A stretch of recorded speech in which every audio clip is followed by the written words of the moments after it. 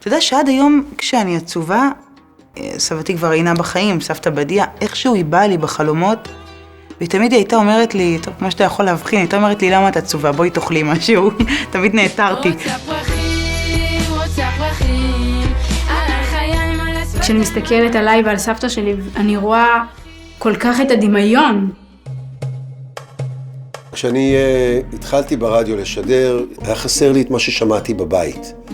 ואז יום אחד אני רואה איזו להקה שמקליטה באולפן, והצלילים שמשכו אותי פנימה היו צלילים מרוקאים.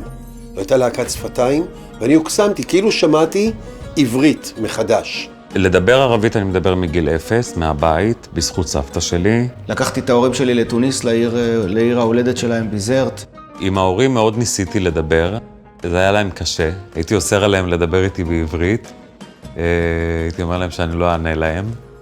אני יודע איפה הם שיחקו כדורגל, אני יודע איפה הבית ספר שלהם, אני יודע איפה הבית כנסת, אני יודע איך הגרמנים נכנסו, אני יודע את הכל, וזה כאילו חלק מהחיים שלי. דאוד, תתעורר! ברגע שתקום מדינה יהודית בארץ ישראל, אנחנו לא נוכל לחיות פה יותר.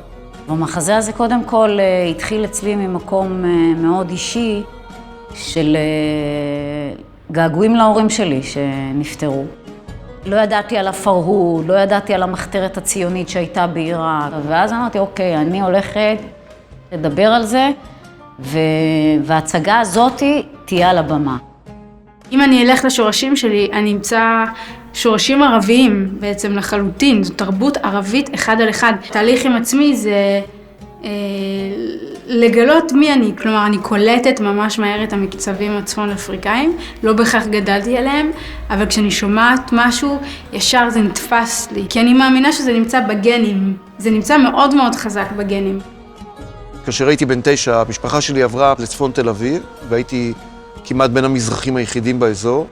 ואז ביום הזיכרון לשואה ולגבורה, המורה שאלה אותי, דיברנו על השואה, ואז אמרתי לה שגם המשפחה שלי חוותה את השואה בצורה מאוד מאוד דרסטית, והיא אמרה לי שזה לא יכול להיות, כי רק יהודי אירופה עברו את השואה.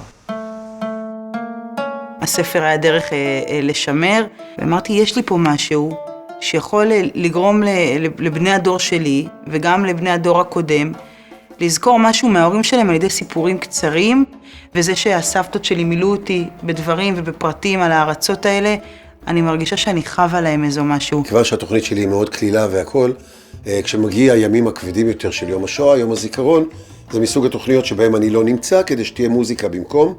בשנה דיברתי עם מנכ"ל הרדיו, כשנורא רציתי לעשות תוכנית שמדברת ומעלה, מציפה את הנושא של השואה של יהדות מדינות ערב.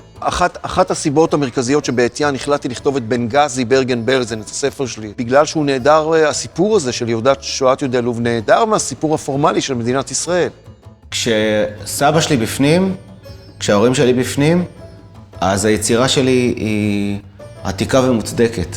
אנחנו מספרים את ההיסטוריה שלהם, את המורשת שלהם, את מה שהם חוו, את מה שהם עברו. הדבר הזה שאתה קורא לו השורשים שלי, הוא מבחינתי מקורות השראה. ויש הבדל עצום, נגיד, בין מוזיקה תימנית למוזיקה ברברית. כשעבדתי בצרפת עם שני ברברים בלהקה שלי, ניסיתי ללמד אותם מקצב תימני, למשל, באחד השירים שלי, שניגן אותו רביד כחלני בהקלטה. והם לא הצליחו לעשות את זה, זה אותו מקצב עם ניואנס נורא קטן, נורא קטן.